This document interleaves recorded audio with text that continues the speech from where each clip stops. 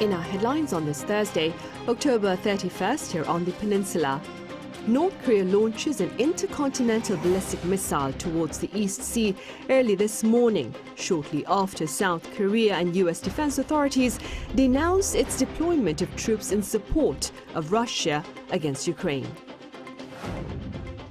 And Korea's industrial output shrinks 0.3% on month in September, as do the country's retail sales, while facility investment for its part rebounds 8.4% on month, following August's plunge of 5.1%.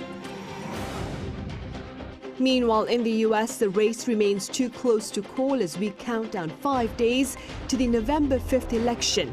And the latest poll by CNN shows Democratic nominee Kamala Harris with a slight lead over her Republican counterpart, Donald Trump. We start with news of a fresh intercontinental ballistic missile test by North Korea early on this Thursday morning, and the response here in South Korea to this latest display of defiance. Our Park Gon-woo reports. On Thursday, South Korea's Joint Chiefs of Staff said that North Korea test-launched an intercontinental ballistic missile at a high angle toward the East Sea from the Pyongyang area at around 7:10 a.m. It landed after flying approximately 1,000 kilometers. This is the first time in 43 days that the regime had tested a ballistic missile, and it has been 10 months since it launched an ICBM. On the same day, the JCS strongly condemned the North for its provocations. North Korea's long-range ballistic missile launch is a clear violation of UN Security Council resolutions. Our military strongly condemns the Kim Jong-un's regime's illegal and reckless provocations and urges it to stop immediately, as this harms peace and stability on the Korean peninsula and the international community. The JCS added that North Korea has been engaging in illegal provocations despite repeated warnings from the South, and warned that the North will be responsible for any kind of circumstances that may follow. The North typically launches long-range missiles at a sharp angle to prevent them from flying over neighboring countries.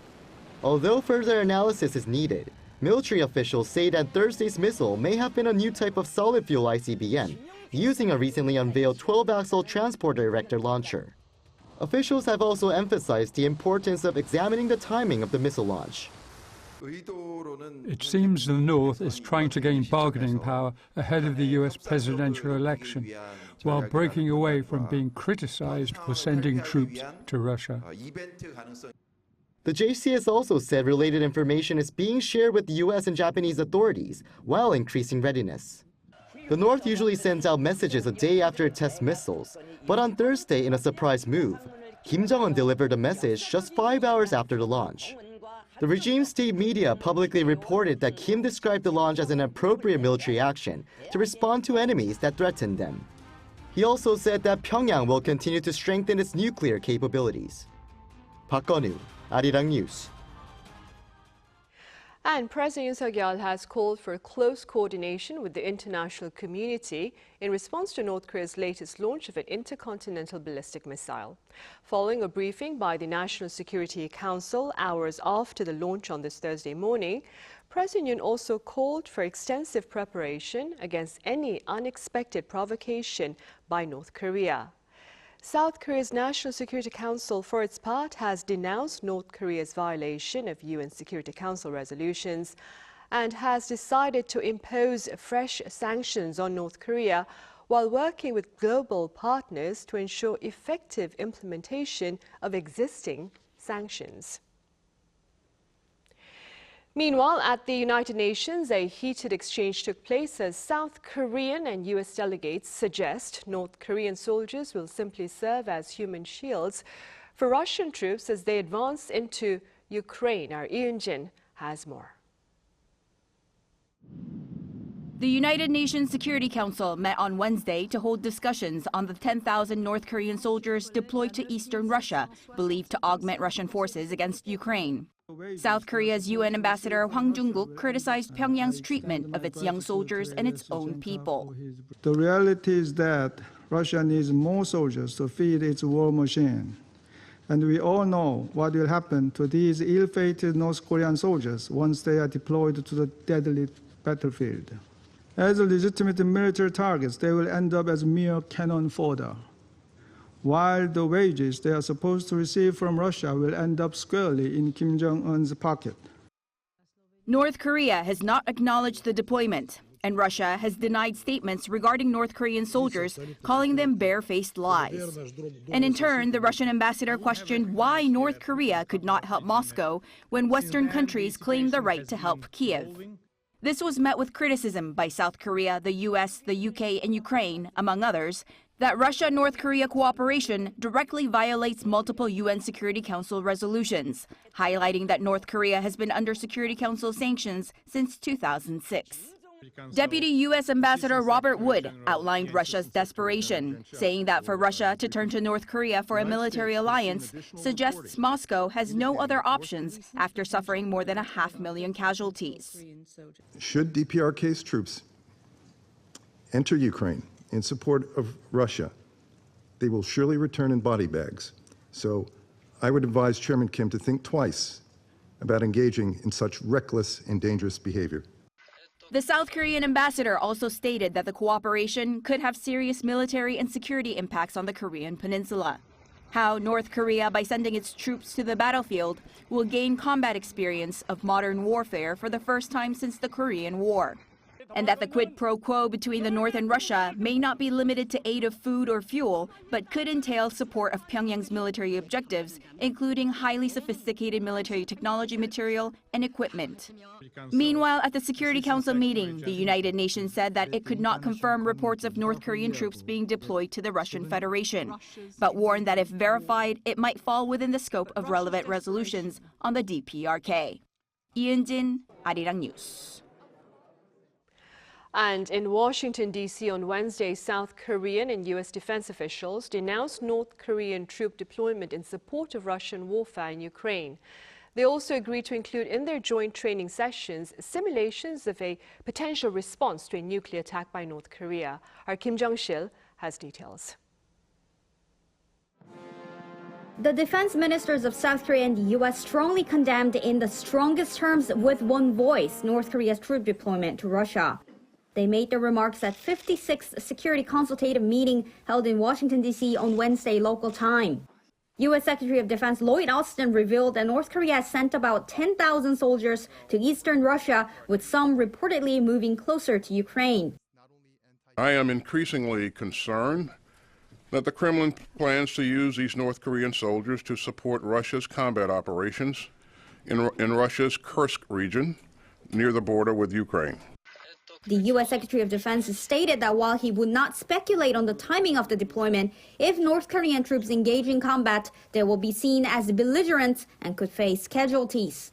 South Korean Defense Minister Kim Yong-hyun emphasized that North Korea's deployment could heighten security risks on the Korean peninsula. In exchange for sending troops to Russia, North Korea is likely to demand advanced military technologies, such as enhancing tactical nuclear weapons, ICBM missile development, reconnaissance satellite technologies, and nuclear-powered submarine technologies. Minister Kim also warned of potential interference by North Korea in the upcoming U.S. presidential election, with Pyongyang likely wanting to exaggerate its presence. For the first time, South Korea and the U.S. have officially agreed to include a scenario involving a North Korean nuclear attack on the South in their operational plans. In the joint statement, they decided that, quote, future combined exercises should include appropriate and realistic scenarios, including responses to DPRK nuclear use. The two sides vowed to deter North Korea's nuclear threat with the alliance's overwhelming strength while using sanctions and pressure to delay North Korea's nuclear development. Kim Jong-sil, Arirang News.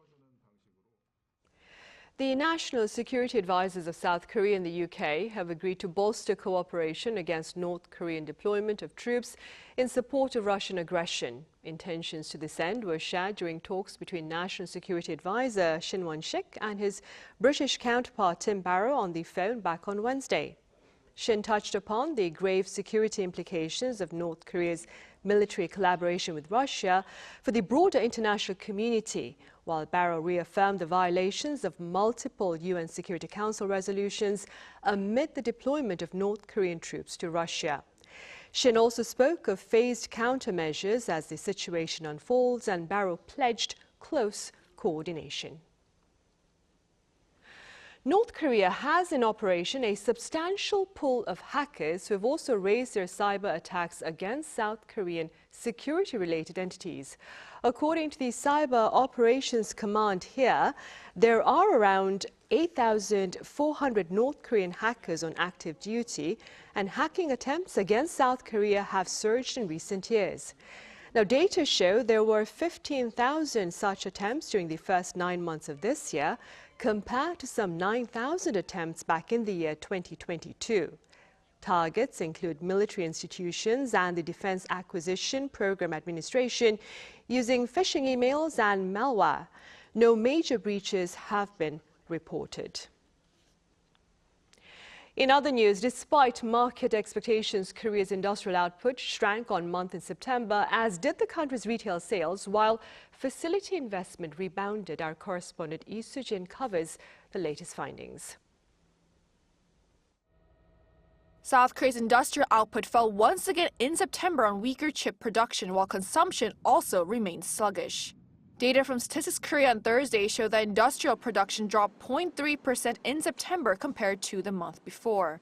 The decrease seen last month comes after the country recorded a rise of 1.3% for the first time in 4 months in August. A breakdown of the data showed that semiconductor production dropped 2.6% on month, with falls in the production of system semiconductors and silicon wafers, leading to a decline in overall mining and manufacturing production. While manufacturing production alone dropped 0.1% after seeing an increase in August, taking into account the number of working days, the sector saw a rise in September as well. Production in the service sector fell 0.7% last month after seeing a rise for 3 straight months. Retail sales, which indicate trends in goods consumption, also fell 0.4% on month after seeing a rise in August. And this was mostly attributed to lower sales of non-durable goods such as food and beverages, as well as semi-durable goods like shoes and bags. As for investment, the data showed that facility investment, on the other hand, rose compared to the previous month on greater investment in machinery, despite the decrease seen in transportation equipment investment. But construction investment remained weak as construction activity showed a downward trend for the 5th straight month in September. What is notable about investment is that facility investment is showing a significant increase, and although construction activities declined, orders have been rising for 2 consecutive quarters, indicating that a recovery can be expected in the future. The official says that while there was a drop in production last month, it was still showing a solid and stable trend, but added that consumption has yet to show signs of recovery. Lee Soo-jin, Arirang News. The National Assembly began its review of next year's government budget today. The Special Committee on Budget and Accounts held a public hearing this afternoon on details of the budget bill and its execution. Next year's budget has been set at 677 trillion Korean won, or some $490 billion US. Now, through the review, the ruling party is looking to cut funding for local currency vouchers, while the opposition party is pushing to reduce spending on nuclear power. The deadline for the vote on the bill is December 2nd, but delays are expected amid conflict among rival lawmakers. Samsung Electronics has reported a 40% plunge on quarter in chip profit, raking in 3.9 trillion won in the 3rd quarter. The profit is lower than market projections, and the chipmaker has linked the weaker than expected performance to a number of factors, including lackluster demand for personal computers and smartphones and the weak dollar. To bolster profitability, Samsung has pledged to focus on the production of high-end chips. In total, the company posted an operating profit of 9.2 trillion won in the 3rd quarter and sales of 79.1 trillion won.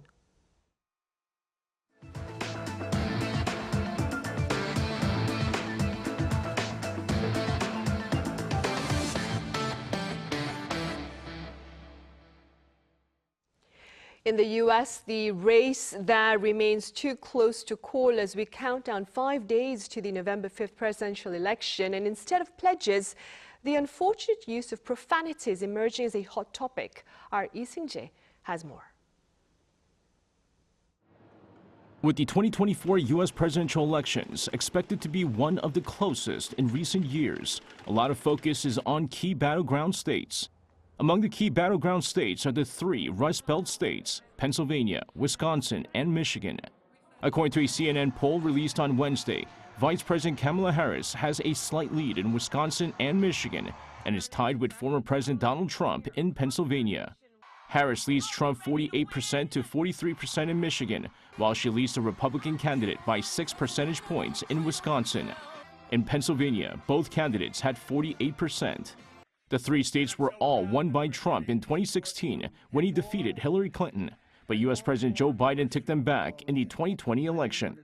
As the election is now less than a week away, the race has also been marred by controversial comments by those supporting the two candidates. Trump on Wednesday slammed Biden after the president appeared to call the Republican candidate's supporters garbage, while referencing a controversial comment by a guest speaker at a Trump rally. While the White House insisted the president was not calling Trump's supporters garbage, Vice President Harris seemingly distances herself from Biden's comments. Listen, I think that, first of all, he clarified his comments, but let me be clear, I strongly disagree with any criticism of people based on who they vote for. And with such a tight White House race, it leaves very little room for mistakes as the two candidates continue to campaign in key battleground states leading up to next Tuesday's election. Lee Seung-jae, Arirang News. Now, the result of the U.S. presidential election will decide the future course of global trade, and South Korea, heavily reliant on exports, is bound to be affected. Our business correspondent Moon Hae-ryun takes a look. The two candidates, incumbent Vice President Democrat Kamala Harris and Republican Donald Trump, propose different tariff policies that have caught the attention of South Korean companies. Harris supports a targeted tariff strategy affecting specific goods and countries, while Trump planned broad tariffs on nearly all imports to replace the Inflation Reduction Act and the CHIPS Act. These laws directly influence investments from South Korean firms in U.S. facilities. The IRA has been giving tax credits to South Korean electric vehicle battery companies such as LG Energy Solution and SK On. The CHIPS Act gives companies subsidies to build plants in the U.S. Samsung Electronics is due to receive up to $6.4 billion of subsidies to build its foundry in Texas, while SK Hynix is due to receive up to $450 million in subsidies to build its packaging facility in Indiana. If a future Trump administration reduces or removes subsidies, these changes will diminish the strategic appeal of South Korean companies' investment in the U.S. and also hit them financially. Experts say that this, however, is an unlikely scenario.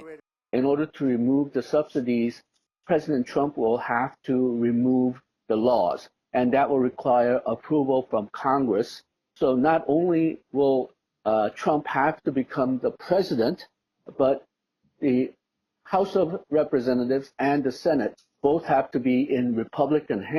Both candidates plan to impose high tariffs on Chinese imports, intensifying U.S.-China trade tensions that affect South Korean companies.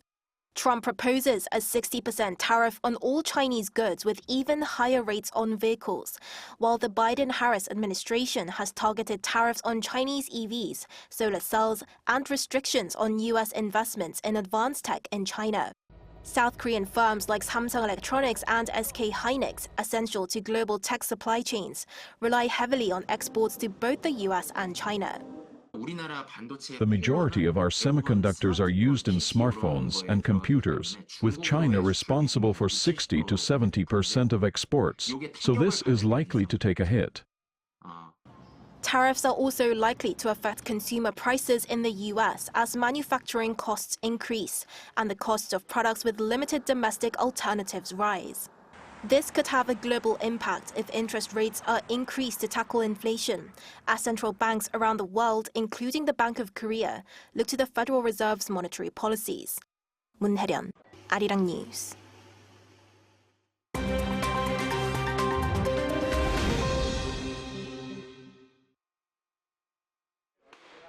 This is The World Now, bringing you the latest stories from around the globe. Following torrential rain on Tuesday, Spain's eastern province of Valencia and surrounding areas suffered flash floods, killing at least 95 people and destroying infrastructure, including bridges and buildings, in what is being called the worst flooding seen in Spain in decades. Authorities say the death toll is expected to rise, with dozens still missing, while rescue efforts and cleanup operations continued into Wednesday night. Spain's Minister of Regional Affairs, Ángel Víctor Torres, said that there are many missing people and that authorities are unable to give a figure for the number of residents unaccounted for or missing in the region. Spanish Prime Minister Pedro Sánchez, during a national address on Wednesday, declared 3 days of mourning and addressed those affected, saying the whole Spain weeps with you, we won't abandon you. He also pledged a full recovery from the extensive destruction and is set to visit Valencia on Thursday. Spain's national rail operator also suspended all train services in the Valencia region after a high-speed train was derailed by a landslide on Tuesday. Lebanon's Prime Minister said Wednesday that a ceasefire deal with Israel is possible in the coming days after an Israeli state broadcaster published what is said was a leaked draft agreement written by Washington for a 60-day truce. In an interview with local media on Wednesday, Prime Minister Najib Mikati said that he had spoken with the U.S. mediator, Amos Hochstein, and hoped there would be a ceasefire in the coming hours or days. He said Hochstein said the prospect of a deal had improved and may be in place before the U.S. presidential election on November 5th. Mikati also called Israel's continued attack on Lebanon unjust. Israeli broadcaster Khan said the leaked draft was written by the U.S. and dated October 26th and would see Israel withdraw its forces from Lebanon within the first week of the truce. The UK's new finance minister delivered her first budget on Wednesday with a tax hike worth around $52 billion, which she says is necessary to increase public spending. Now, Britain's first female Chancellor of Exchequer, Rachel Reeves, said that the Labour Party inherited a $28.5 billion budget black hole when it came into power in July, which required action. Reeves said that the hike will include raising national insurance contributions paid by employers from 13.8% to 15% from next April, which she projects will help the government see a total budget surplus of $32.4 billion after 5 years. Minimum wage will increase by 6.7% next April, while many companies will see their business rates nearly double. In India, a record 2.51 million earthen oil lamps were lit at dusk on Wednesday, a day ahead of the annual Hindu festival of lights, Diwali. Marking the Deepot South celebrations ahead of Diwali, the lamps were lit on the banks of the river Saryu in India's northern Ayodhya city, which Hindus believe to be the birthplace of the deity Lord Ram. Now, a Guinness World Records team was at the event with drone cameras carefully monitoring the number of oil lamps called diyas and presented a certificate to Uttar Pradesh State's Chief Minister Yogi Adityanath, acknowledging that the number of diyas this year exceeded last year's 2.2 million. Kim Xiang, Arirang News.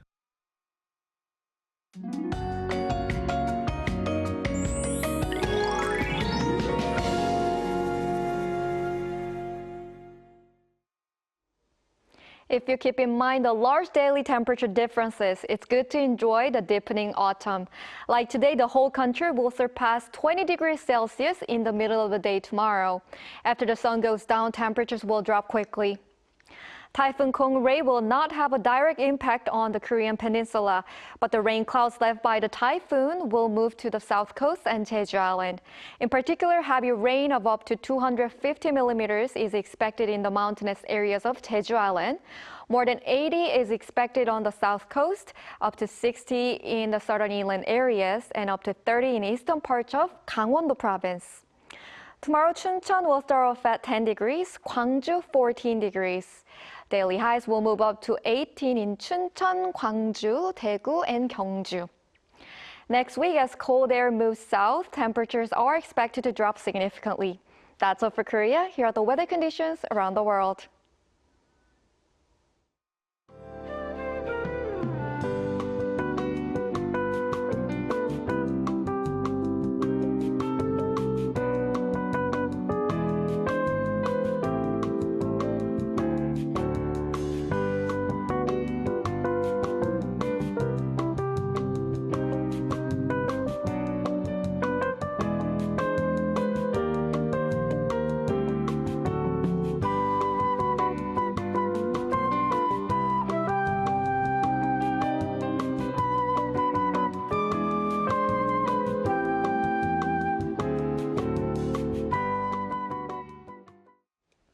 Those are the headlines at this hour. Thank you for watching. Do stay tuned for our panel session.